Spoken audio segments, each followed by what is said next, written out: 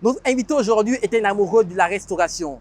Il s'est investi dans cette activité jusqu'à l'obtention d'un diplôme dans l'hôtellerie et la restauration. Aujourd'hui, il entreprend dans ce domaine.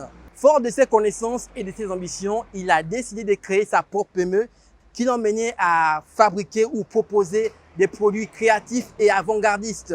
Et oui, mesdames et messieurs, je vous prie de me suivre découvrir ce jeune talent qui émerge dans l'entrepreneuriat. Et c'est maintenant. C'est parti, on y va.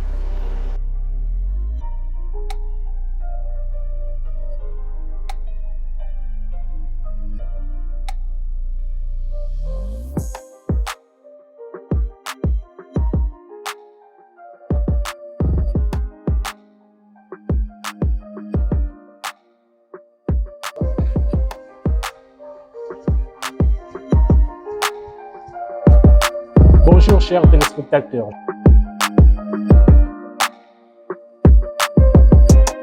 Je suis Rotovaré Kano Elvis, jeune Gabonais diplômé en hôtellerie-restauration dans l'option cuisine classique.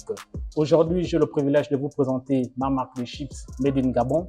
Donc aujourd'hui, nous allons avoir le privilège de suivre toutes les procédures nécessaires afin de vous permettre de voir comment ça se réalise, afin de mieux vous expliquer les différentes étapes. Bonjour Lévis.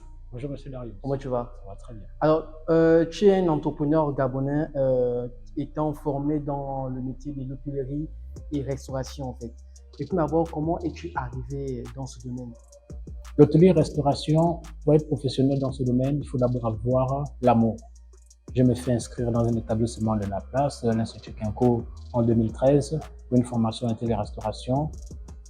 Donc, j'ai fait mon parcours de 2 ans de formation, qui a été couronné par un diplôme que j'ai obtenu à Basile Ondima en 2015. Et ensuite, je me suis aussi auto-formé. Et j'ai passé des stages dans plusieurs établissements de Libreville, où je me suis adapté et appris beaucoup de choses. Donc, c'est l'amour d'abord. Je suis rentré dans l'hôtellerie-restauration avec l'amour. Elvis, est-ce que tu as été influencé par des personnes qui ont impacté dans ce domaine? J'entends par là l'hôtellerie et la restauration, bien sûr. Oui, il faut savoir que dans la vie, pour progresser, il faut forcément s'inspirer de quelqu'un en fait. C'est des motivateurs. Ouais. Ça veut dire, je suis beaucoup des émissions télévisées. Normalement, j'ai plus de fans au niveau, sur le plan international. C'est vrai qu'ici au Gabon, il y a des mentors, mais notamment j'ai mes professeurs qui m'ont encadré, qui m'ont permis d'aimer encore la chose en fait. Normalement, mes pionniers restent mes formateurs. Tu peux citer les noms, il n'y a pas de souci. Bon, il y a M. Magellan qui m'a formé, qui était mon encadreur de mémoire. Donc, c'est lui qui m'a motivé, qui m'a encadré. Il m'a toujours dit, la restauration, c'est l'un des meilleurs métiers du monde. Ouais. Donc, c'est ce qui m'a permis de me motiver. Et puis, aujourd'hui, c'est ce qui m'a poussé à devenir ce que je suis. Très bien. Et ton parcours dans l'entrepreneuriat, est-ce que ça a été facile vu qu'au Gabon, pour entreprendre, surtout en tant que Gabonais, les démarches, est-ce que ça a été facile pour ouvrir cette PME? Est-ce que ça a été facile? Édifie-nous un peu, histoire on va d'édifier aux jeunes Gabonais qui veulent faire comme toi, d'entreprendre aussi. Oui, Darius, vous savez, l'entrepreneuriat au Gabon, c'est la question que tout jeune entrepreneur gabonais souhaite toujours répondre. Vous savez, l'entrepreneuriat au Gabon, nous les jeunes entrepreneurs, on se sent abandonnés par l'État. Les démarches administratives sont souvent compliquées. Mais le plus gros problème se trouve au niveau des finances. Vous savez, on a un ministère des PME, on se demande vraiment, est-ce que ce ministère est là vraiment pour soutenir les jeunes entrepreneurs? Parce que si on a, par exemple, le ministère des TP qui a des machines pour les infrastructures, pourquoi le ministère des PME n'a pas des machines, bien ne travaille pas en collaboration avec les jeunes entrepreneurs ensemble pour qu'ensemble on puisse trouver des problèmes, régler des problèmes que nous rencontrons en fait. Ça veut dire s'il y a des engins au ministère des TP, c'est qu'on peut avoir des machines au ministère des PME qui peut permettre à ce que nous, les jeunes entrepreneurs, on puisse aider l'État dans le chômage aujourd'hui que les jeunes rencontrent en fait. Parce que dans les pays développés, quand on regarde l'entrepreneuriat, l'État met les moyens nécessaires sur l'entrepreneuriat parce que les entrepreneurs sont aussi un moteur de lutte contre le chômage des jeunes. Bien sûr. En fait. Donc, nous, on attend toujours vraiment de l'État pour que l'État nous vienne en aide, surtout sur le plan financier. Parce qu'aujourd'hui, quand vous remarquez dans ma production des chips, elle est à la période, je suis dans une période artisanale. Mais moi, je souhaite que demain, dans 2 ans, dans 3 ans, on passe dans l'optique d'une entreprise industrielle. Parce qu'aujourd'hui, quand je regarde les chiffres, je suis à un niveau où je suis en train de je suis déjà dans 10 magasins. Cela ne me permet pas de travailler aujourd'hui dans la situation où je suis. Aujourd'hui, je veux maintenant entrer dans une optique des machines qui me permet de développer rapidement l'entreprise. Industrielle, en fait. Voilà, tout à fait. Parce que quand je discute avec les partenaires qui souhaitent m'accompagner, quand ils me donnent les prix, tu as mal à la tête. Une machine, on me demande 3 millions pour avoir une machine qui peut me permettre de faire des emballages de manière industrielle. Je vais les trouver où? C'est vrai qu'il y a des banques qui sont là, qui nous accompagnent, mais le taux est très bas. Ouais. Tu vois, on va te proposer 1 million, 1,5 million. Et quand tu regardes tes charges, tu veux engager les jeunes Gabonais, tu ne peux pas t'en sortir. Ouais. Rien que 1 million, ça peut peut-être déjà te prendre le local. La matière première aujourd'hui avec les prix qui grimpent, c'est compliqué. Elvis, on remarque que tu as décidé de mettre en valeur ou encore en évidence le terroir gabonais, c'est-à-dire les produits de première nécessité. J'entends par là la banane, le taro, et les transformer en chips. As-tu des étalages, on va dire agricoles, j'entends par là les champs, qui te permettent déjà d'avoir des bases pour la production, bien sûr, de tes œuvres? Oui, Darius. Le véritable problème, comme je disais, le véritable problème dans l'entrepreneuriat, c'est ce que vous êtes en train ce que vous venez de soumettre là. Vous savez, moi je suis dans la partie transformation, je ne suis pas dans la partie agricole, ouais. Mais je travaille avec des partenaires. C'est-à-dire, j'ai décidé de travailler de la production à la transformation.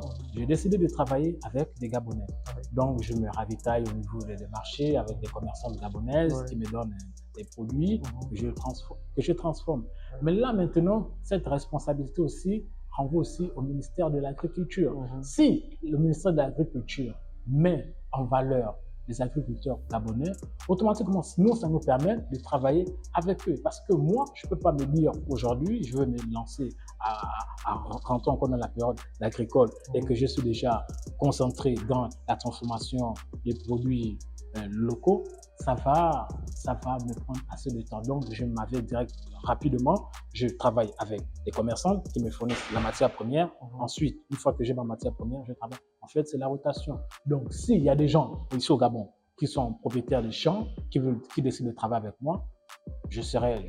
Ça t'en profite, quoi. Elvis, comment as-tu démarré ton activité, en fait, par le financement? Est-ce que tu as été soutenu par une personne, on va dire, tierce ou bien à travers tes économies? Explique-nous un peu. Darius, je suis dans l'entrepreneuriat, ça me fait 7 ans aujourd'hui, notamment dans l'hôtellerie-restauration.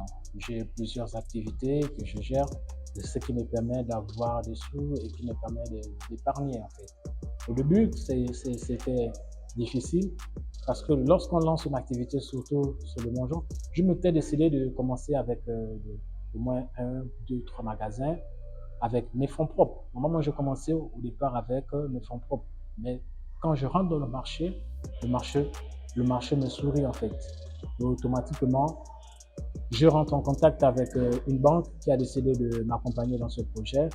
C'est ce qui me permet aujourd'hui de ravitailler certains magasins. Mais sinon, le problème de finance, comme je vous l'ai dit depuis le départ, c'est pas facile. C'est vrai que j'ai adressé des correspondances à des amis, à des parents, mais j'ai jamais reçu. Mais je me bats toujours. Au Gabon, c'est ça. Quand tu as une activité au Gabon, on te félicite. Mais on ne t'encourage pas, en fait. Ouais. Mais j'espère d'ici là, avec peut-être au travers de cette émission, peut-être quelqu'un pourra m'appeler pour me dire que non, Elvis, on va t'accompagner. Ce sera toujours la bienvenue. Parce que moi, je me dis, je me bats.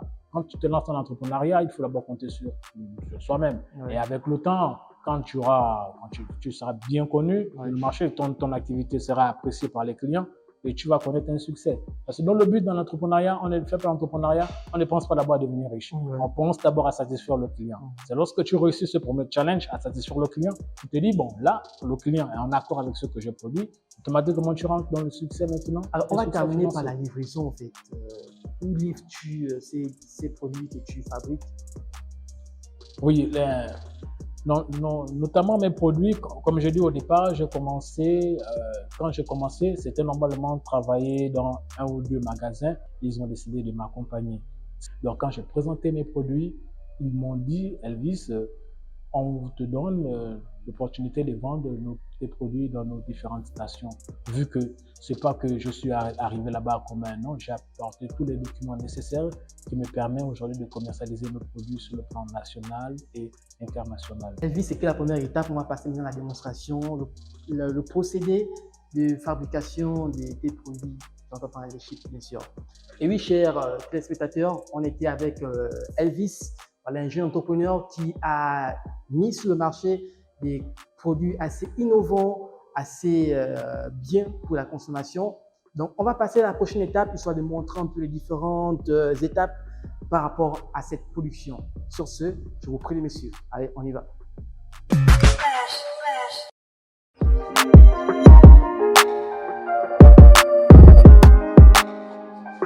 Dans toute entreprise, on ne peut pas fonctionner seul. Voilà, je me suis donné le privilège de former des jeunes Gabonais dans la production des chips bananes, des chips taro et des croquettes aux cacahuètes. Donc, mon équipe est constituée de deux jeunes Gabonais que j'ai formés moi-même.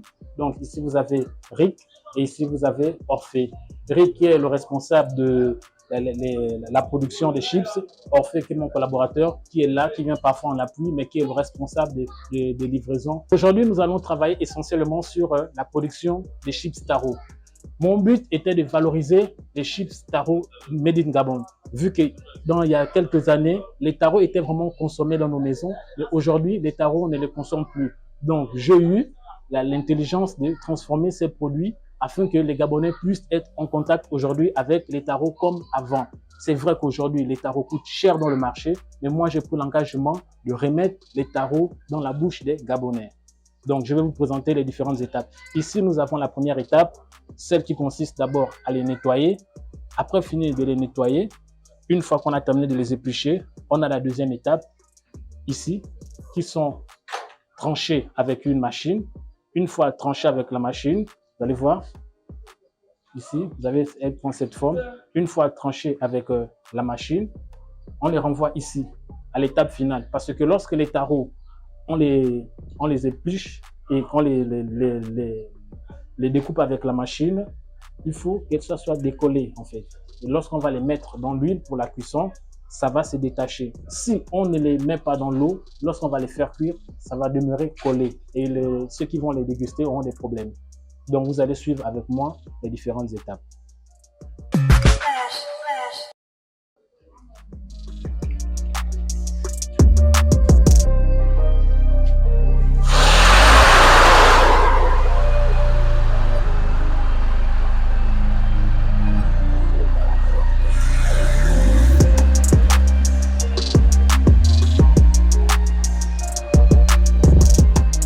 Première étape.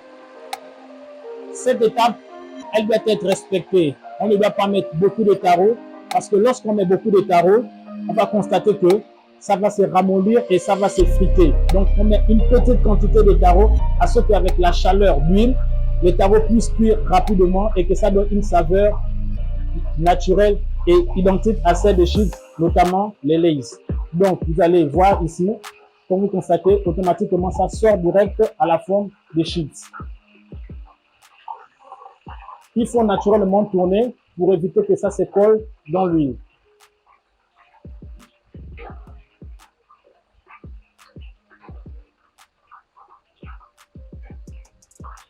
La cuisson, elle varie. Lorsque la cuisson à l'intérieur, lorsque les produits sont à l'intérieur, il faut le vérifier constamment parce que si on ne vérifie pas, les taros vont cramer. Et donc là, la cuisson varie entre 15 à 18 minutes de cuisson. Donc, vous allez suivre avec moi les différentes étapes. Mais il y a une partie très importante. Je suis en train de produire des chips au taro. Et les chips au taro, je ne peux pas les faire neutres. Il faudra les saler. Et c'est l'étape qu'on va suivre ensemble pour saler les chips.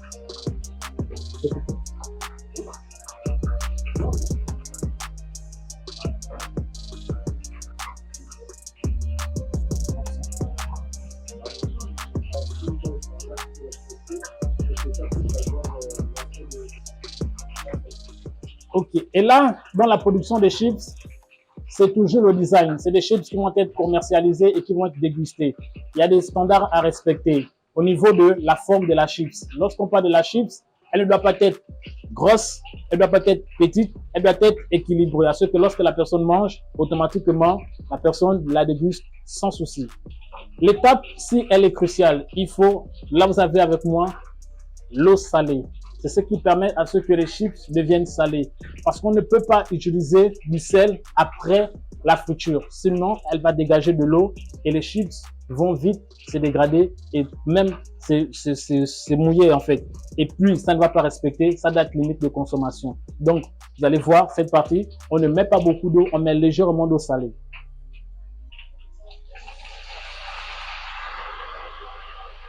Ensuite, on tourne.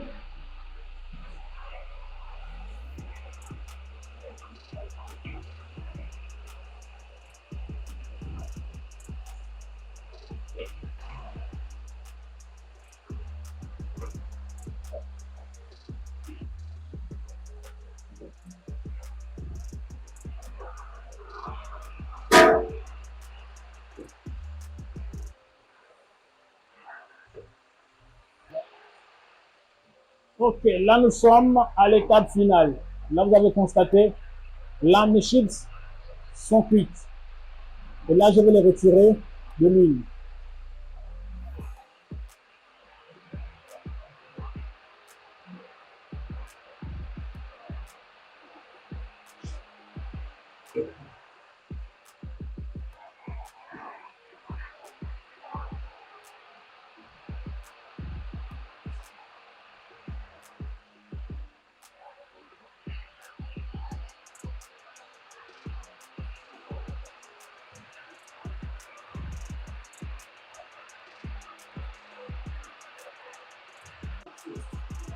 Ok, là nous avons terminé la première étape de la cuisson.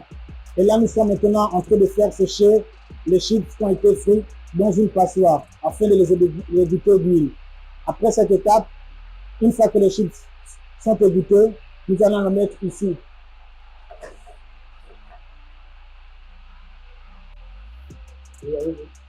Là, c'est sur le papier absorbant. Ça va absorber toute l'huile qui est sur les chips. Et cette étape, elle est cruciale parce qu'on parle de chips qui vont être conservés pendant 6 mois. On doit respecter cette étape parce que cette étape aussi, elle est l'étape qui consiste aussi à refroidir.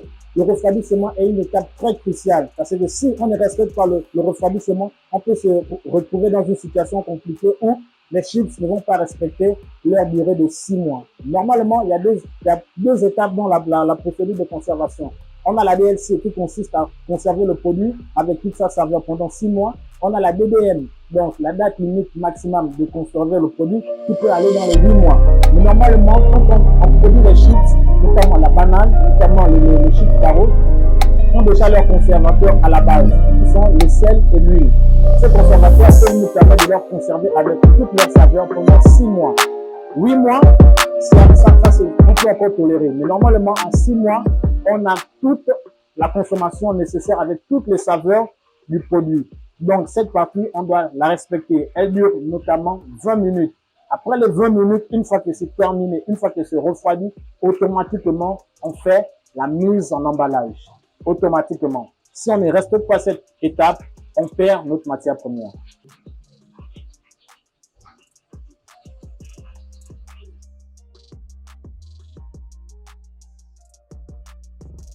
Toutes les productions à caractère artisanal obéissent aujourd'hui avec les principes établis par l'Agence nationale de sécurité alimentaire, notamment l'AGASA.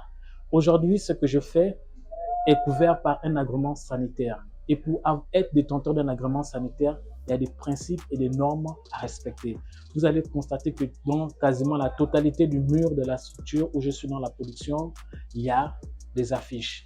Ces affiches, notamment, c'est pour le personnel, c'est pour permettre à ceux que les auditeurs ou bien les contrôleurs de la Gaza, lorsqu'ils arrivent, ils vont constater que ici nous respectons les normes de sécurité alimentaire, qui permettent à ce que les clients soient mis en sécurité sur nos produits. Notamment ici, vous avez cette étape où il y a toutes les procédures qu'on utilise. Ici, c'est la matière première de nos produits, notamment quand je produis aussi des croquettes pour cacahuètes. Donc là, vous avez tous les produits que j'utilise. Ça, c'est les différentes étapes afin que lorsque le personnel travaille, ils ont ça sur leurs yeux pour que le goût reste unique et pour que les conditions hygiène restent uniques.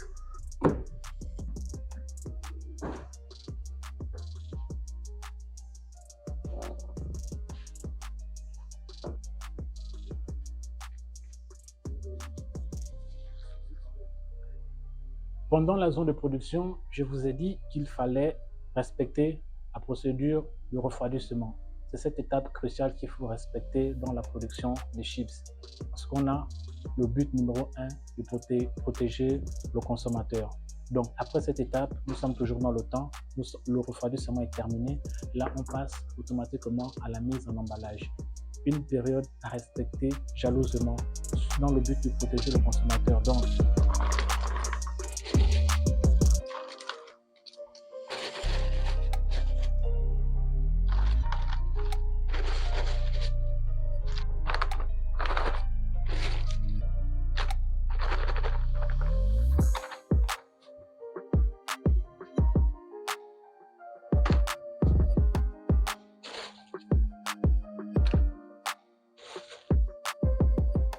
voilà, 100 grammes, pas plus ni moins.